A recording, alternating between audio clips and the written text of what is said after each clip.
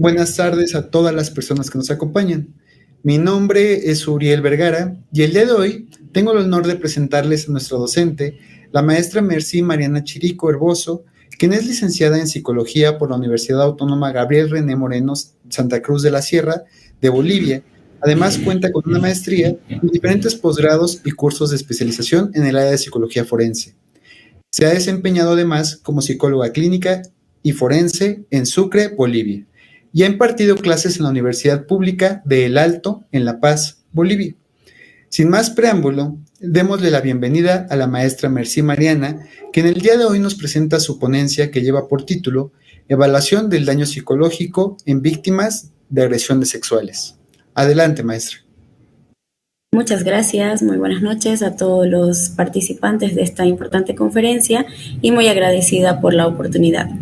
En esta oportunidad vamos a dar inicio al curso de evaluación del daño psicológico en víctimas de agresiones sexuales, una conferencia que espero aporte bastante en el tema del ámbito de la psicología forense para todos aquellos quienes estamos interesados y formamos y tenemos la pasión de lo que es esta hermosa área. Para poder empezar, es importante señalar los principios de la psicología forense. Entre estos tenemos que tener conocimiento de que la psicología forense es un ámbito, es una rama de la psicología que se encarga básicamente de ejercer los conocimientos y aportar en el tema del ámbito jurídico, ¿no? En el ámbito jurídico es muy común que los operadores de justicia soliciten aspectos relacionados a los testimonios infantiles, es decir, a la credibilidad del testimonio, así como también es importante recordar que también solicitan bastante lo que es el daño psicológico. En ese sentido, en el tema de testimonio infantil, el aporte del psicólogo forense va a ir en relación a la evaluación de la credibilidad de este testimonio. Se realiza tanto a niños, adolescentes, adultos, así como también personas con discapacidad y personas que necesitan bastante, que se encuentran en situación de vulnerabilidad y tienen necesidades de protección especiales. Es importante señalar que el psicólogo forense dentro de este ámbito tiene que tomar en cuenta muchos aspectos como son la sugestión, la inducción, la coacción y las falsedades que pueda haber dentro de esta evaluación de la credibilidad. ¿Esto por qué?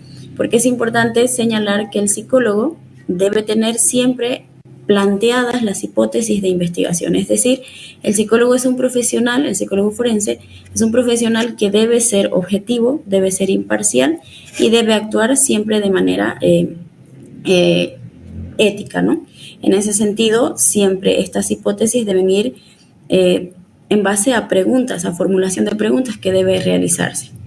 Los psicólogos forenses pueden participar tanto en el ámbito de los operadores de justicia, es decir, en el ámbito público, como también en el ámbito privado. Justamente es esta la razón por la que siempre se debe tomar en cuenta que se debe basar la intervención del perito, del psicólogo forense, en todos estos principios que les acabo de mencionar. Así como también se evalúa el testimonio, se evalúa también el daño psicológico. La intervención de este perito, de este psicólogo forense, tanto en la evaluación del daño psicológico, así como en la evaluación de credibilidad u otras solicitudes que puedan hacer los operadores de justicia, van a ser en base a una demanda, tanto del órgano judicial como de cualquiera de las partes del litigio, ¿no?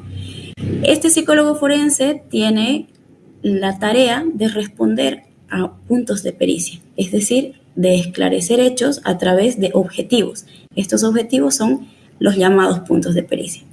Como mencionaba, el planteamiento de hipótesis es importante, puesto que uno de los puntos de pericia, por ejemplo, que es la evaluación del daño psicológico, tiene mucho poder, mucha importancia para no solo poder responder a la planificación de un tratamiento como consecuencia de un posible daño psicológico, sino que también para ayudar a los operadores de justicia a tipificar los daños que se hayan dado a partir de ese hecho denunciado. El psicólogo forense es un profesional que debe siempre estar en constante coordinación, es decir, debe siempre obtener acceso a la mayor cantidad de información posible. Esto debido a que estudio que realiza es un estudio científico, el cual está basado en procedimientos técnicos, los cuales tienen como objetivo final el responder y ayudar y aportar al esclarecimiento de los casos, ¿no? En ese sentido, no solamente su coordinación viene a ser con los abogados, con los fiscales o con los jueces, sino también con las personas profesionales que hayan intervenido dentro del proceso en el que está participando, es decir, médicos forenses, trabajadores sociales, otros psicólogos que hayan intervenido, entre otros.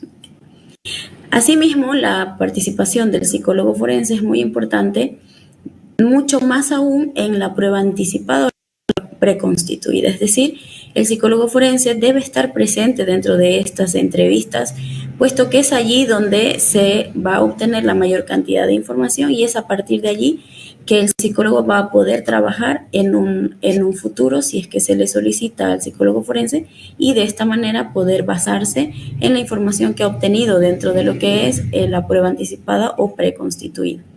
Así también evitamos el tema de la revictimización. El psicólogo forense, así como tiene todas estas tareas, también se le presentan ciertas dificultades, ¿no? Una de ellas, entre tantos, puede ser la falta de voluntariedad que tengan las personas para poder someterse a este tipo de evaluaciones. Esto puede suceder mayormente en situaciones en que se evalúa a los acusados, a los imputados en el caso de cierto tipo de delitos, ¿no? Entonces, es importante que dentro de un proceso de evaluación haya esta voluntariedad. Este proceso también acarrea lo que es consecuencias directas, es decir, por ejemplo, el tema de revictimización, que es lo que el profesional psicólogo y todos los operadores de justicia deben evitar en lo posible para poder someter a la persona, en este caso menores o víctimas de agresión sexual, tanto menores como adultos, para que no sean sometidos a tantos procesos de entrevista, puesto que se los somete a revictimización, ¿no? En muchos de los casos. Pero bueno, cada caso también tiene su propia característica. Asimismo, cuando nos encontramos frente a una evaluación forense, estamos hablando de que las personas que son sometidas a esta evaluación pueden también tender a maximizar o minimizar, en todo caso, la sintomatología que puedan estar experimentando. Entonces, el psicólogo forense debe tener el cuidado necesario para poder manejar estos aspectos dentro del proceso de evaluación. Bien, lo que es el daño psicológico viene a ser también el estudio de aquellas situaciones que han generado ciertos cambios en los procesos y en las diferentes áreas de la vida de la persona, ¿no? Recordemos que un hecho traumático puede producir diferentes consecuencias entre una persona, entre ellas, y una de las más importantes también, es que cambia lo que es el tema de la seguridad en la persona, ¿no? Entonces, estas personas que han sido sujetas a algún hecho traumático pueden actuar de diferente forma, esto en base a las características que tenga cada una de las personas. Es decir, por ejemplo, una persona puede tender a minimizar el daño que ha recibido o el hecho traumático del que ha sido parte, esto por diferentes otros factores, ya sea porque está sometido a un proceso terapéutico, ya sea por sus características de personalidad resilientes, ya sea por alguna recuperación espontánea o los factores de protección con que cuente esta persona dentro de su entorno. Sin embargo, también puede darse el caso de que esta persona tienda a maximizar el daño o la patología. Entonces, el psicólogo forense tendrá que establecer el nexo causal de la sintomatología que está observando dentro del proceso de evaluación. Entonces, para todo ello es importante tomar en cuenta todas las características de la persona, así como también los factores internos y externos. Ahora bien, la evaluación del daño psicológico dentro de lo que es la tarea del perito, como les decía anteriormente, es justamente ver el nexo causal que pueda existir dentro de la situación que está evaluando. Es decir, el daño psicológico como tal es una consecuencia de un cuadro traumático que desborda la capacidad de afrontamiento y adaptación de una persona a esta nueva situación, según lo dice Cheburó y Corral, ¿no?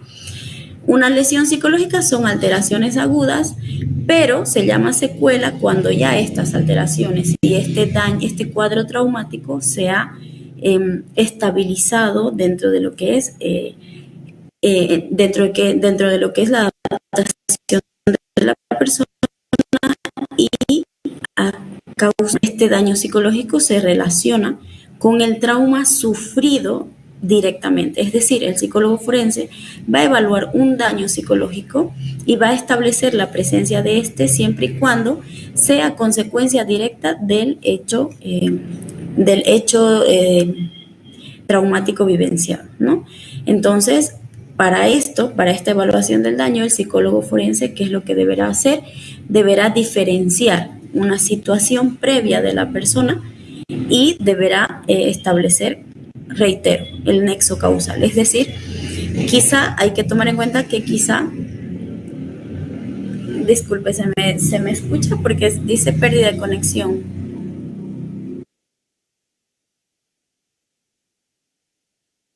Bien, continúo. Sí, se le escucha muy bien. Muchas gracias, es que me salió un mensaje que decía pérdida de conexión. Entonces, como explicaba anteriormente, el psicólogo forense deberá, al momento de evaluar el daño, deberá establecer este nexo causal. ¿A qué me refiero con esto? Pueden existir situaciones en las cuales venga una persona, esté siendo sometida a evaluación y esta persona esté atravesando por situaciones externas dentro de alguno de los ámbitos de su vida, y puede que esté atravesando otras dificultades que no se relacionan directamente con el delito o con el hecho al cual está denunciando o con la evaluación que se está realizando, pero que emerge sintomatología a partir de aquí, ¿no? Entonces, es importante la objetividad del perito dentro de estas situaciones para que pueda tener la capacidad de establecer un nexo causal y determinar si la sintomatología que está experimentando la persona que se evalúa es a raíz del hecho o delito que se ha denunciado o viene a raíz de una situación previa o externa a esta situación, ¿no? Entonces, en ese sentido, la participación del perito deberá ser muy objetiva, muy imparcial, y deberá basar todos los procedimientos científico-técnicos en todo lo que conlleva la práctica de la psicología forense, ¿no? Esto tiene que ver con el uso adecuado de técnicas y procedimientos metodológicos, de pruebas psicológicas correspondientes a las características tanto del caso como de la persona y todos los antecedentes, ¿no? Esta relación causa-efecto que mencionaba anteriormente es muy importante, este nexo causal, en el cual el perito, ¿qué es lo que va a realizar?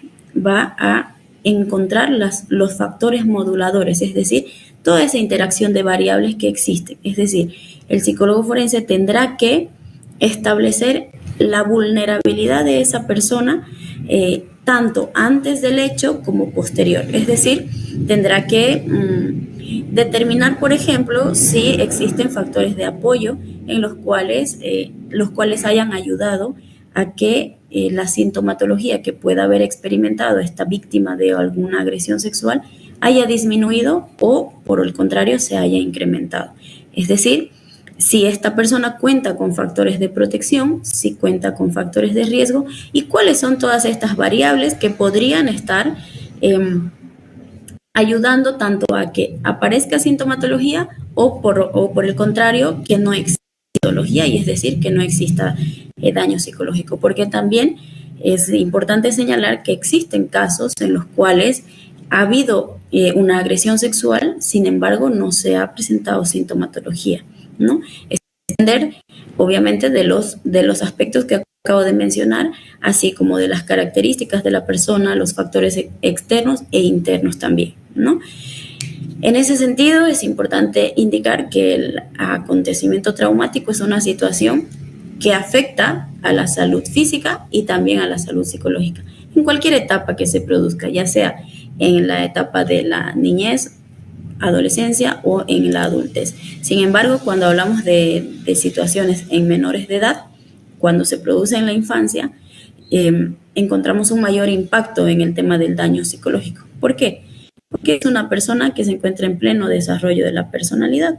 Entonces, cuando vemos afectada esta estabilidad, entonces podemos ocasionar que el impacto del daño sea mucho mayor, ¿no? Asimismo, tenemos que establecer cuáles son los factores de protección con los que esta persona cuenta y si no los tiene, establecer la raíz de la aparición de la patología, ¿no? Las características del menor en la etapa del desarrollo, es decir, el menor en esta etapa no tiene una madurez psicológica en la cual pueda tanto tomar decisiones como poder ser capaz de entender o comprender lo que está vivenciando, ¿no?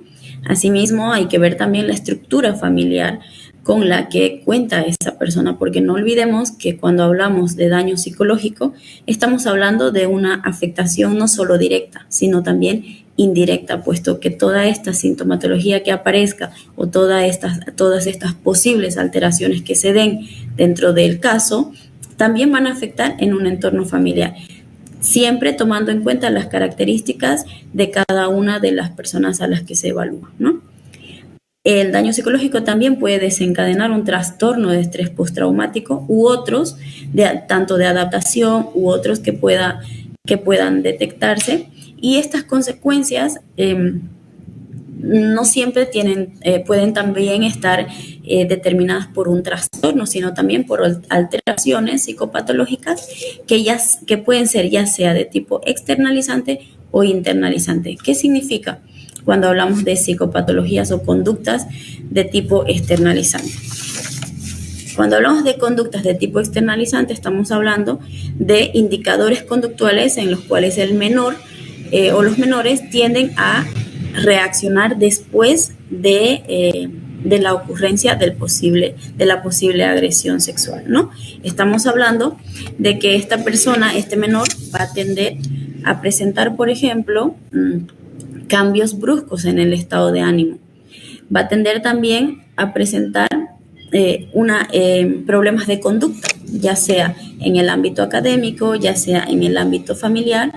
Puede también presentar conductas tanto de hiperactividad o de falta de atención o falta de concentración, como también por el contrario, puede empezar a experimentar, a tender a la inhibición, por ejemplo, ¿no? O al aislamiento. Por otro lado, se pueden encontrar en estas personas que han sido víctimas de agresiones sexuales, conductas externalizantes como la tendencia al enojo, tendencia a la irritabilidad. Podemos observar también que se han presentado conductas de desobediencia o de rebeldía dentro de lo que es el ámbito familiar en estos menores de edad. Y cuando hablamos de preadolescencia, por ejemplo, estamos hablando de conductas externalizantes como, por ejemplo, el abuso de consumo de sustancias o el inicio de consumo de sustancias. Estamos hablando de roles desadaptados, es decir, de que el menor tiende a asumir roles que no corresponden a su etapa en desarrollo, por ejemplo.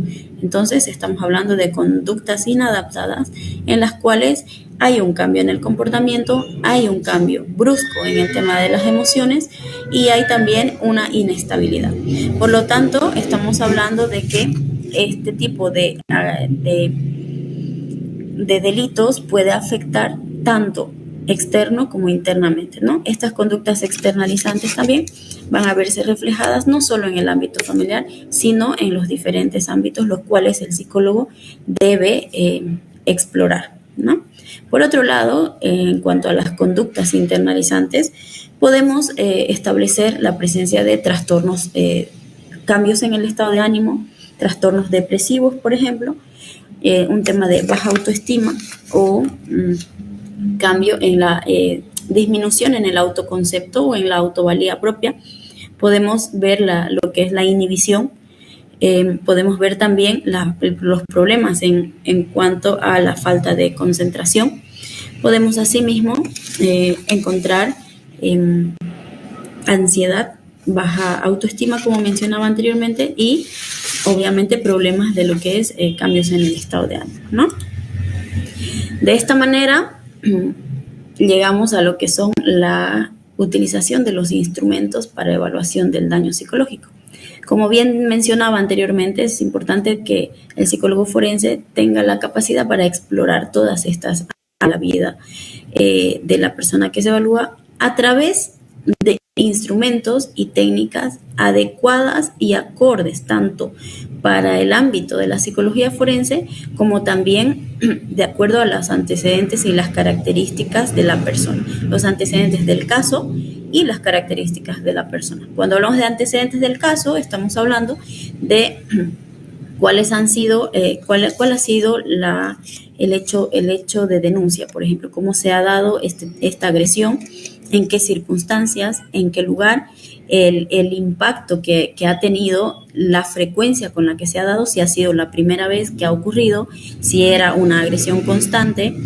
Tenemos que ver también lo que es el vínculo afectivo que tenga la posible víctima con el agresor, es decir, no es lo mismo, y el impacto de daño psicológico no va a ser lo mismo si hablamos de que el agresor está dentro del ámbito familiar como si lo está fuera. Entonces el impacto será mayor siempre que haya un vínculo afectivo, ¿no? Por otro lado, tienen que verse también todos estos aspectos de frecuencia y ocurrencia de los delitos sexuales, ¿no? En cuanto a toda esta exploración, el psicólogo debe utilizar procedimientos y metodología técnica científica correspondiente al ámbito de la psicología forense, las cuales permiten obtener la mayor cantidad de información y permiten manejar tanto el tema de revictimización como también poder, reitero, recibir la mayor cantidad de información posible, siempre y cuando a través del uso correcto de estas técnicas e instrumentos, lo que vamos a hacer es cuidar tanto la revictimización como también la simulación de la que hablábamos anteriormente, la maximización o minimización de la sintomatología, puesto que cuando evaluamos dentro de un ámbito donde, en temas de acusados, me refiero, cuando hablamos en un ámbito jurídico, el acusado, por ejemplo, va a tender siempre a la maximización o minimización. O cuando hablamos en el tema de víctimas, por ejemplo, quizá esta persona tienda a minimizar los daños o tienda a mostrarse como una persona sana, entre comillas, por diferentes factores, diferentes motivos. En muchas ocasiones se han dado casos en los cuales la víctima se arrepiente de haber denunciado, entonces tiende a la sobreprotección de la persona agresora por el vínculo que existe, ¿no? Entonces tendremos que tener la capacidad para poder diferenciar este tipo de situaciones y establecer la minimización, maximización, simulación, disimulación de todos estos síntomas, ¿no? Eso nos permite las técnicas que tiene la psicología forense, como por ejemplo la entrevista clínico-forense, la cual permite que la persona pueda hacer un reconocimiento de síntomas a partir de la situación tanto actual que está viviendo como también previa. Entonces se realiza una comparación de síntomas, comparación que se maneja tanto los aspectos de validez, que los cuales permiten, como decía anteriormente, manejar el tema de simulación, disimulación y poder aportar una información más objetiva a lo que son los administradores de justicia a través del informe psicológico pericial, ¿no? Por otro lado, no solamente se utiliza el tema de las técnicas de obtención de información, como ser la entrevista, que es la técnica madre para obtener información dentro del ámbito de la psicología, sino que también se hace uso de pruebas e instrumentos psicométricos y test psicológicos. Estos, menciono nuevamente, tienen siempre que estar basados tanto en las características del caso, en los objetivos que se le solicita al psicólogo forense, es decir, los puntos de pericia, y deben también estar basados sobre todo la característica de la persona. No es lo mismo evaluar a un menor de edad víctima de agresión sexual que evaluar a un adulto también víctima de agresión sexual. Tampoco es lo mismo no se debe aplicar las mismas pruebas si las condiciones y las características son diferentes. Hecho que sucede básicamente en todos los casos. Pueden haber dos víctimas diferentes y un mismo delito, sin embargo, la evaluación del daño tendrá que ser de manera personalizada por las características de cada persona, ¿no?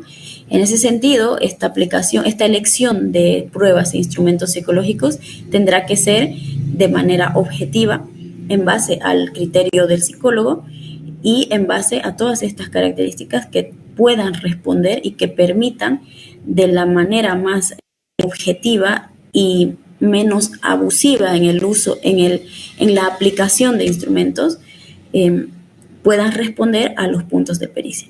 Cuando hablamos de uso no abusivo, nos referimos a que debemos tener criterio para poder elegir todos estos instrumentos, puesto que como psicólogos forenses conocemos los objetivos de cada prueba psicológica y sabemos que ciertos instrumentos nos brindarán información que otros instrumentos también pueden brindarnos, entonces tendremos que saber elegir en base a todas las características cuál de estos instrumentos se adecua mejor a poder responder a los puntos de pericia y a poder también evitar el tema de la revictimización en la persona a la que se evalúa.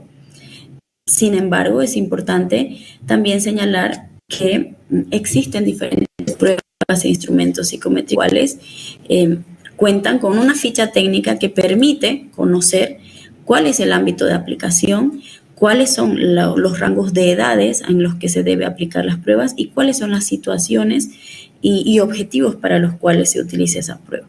A eso se refiere con el uso no abusivo de test. También el cuidado en el uso de las técnicas proyectivas. Si bien las técnicas proyectivas nos permiten también obtener información dentro de lo que es la psicología, sin embargo, como peritos forenses debemos siempre cuidar el tema de la objetividad, de la imparcialidad y debemos siempre tener la capacidad de poder explicar a los operadores de justicia de manera objetiva y clara las respuestas que estamos emitiendo y la información que estamos brindando. Eso en cuanto a la evaluación de lo que es el daño psicológico en víctimas de agresiones sexuales. Si es que existiera alguna consulta, alguna pregunta, aquí estoy para poder ayudarles. Muchas gracias.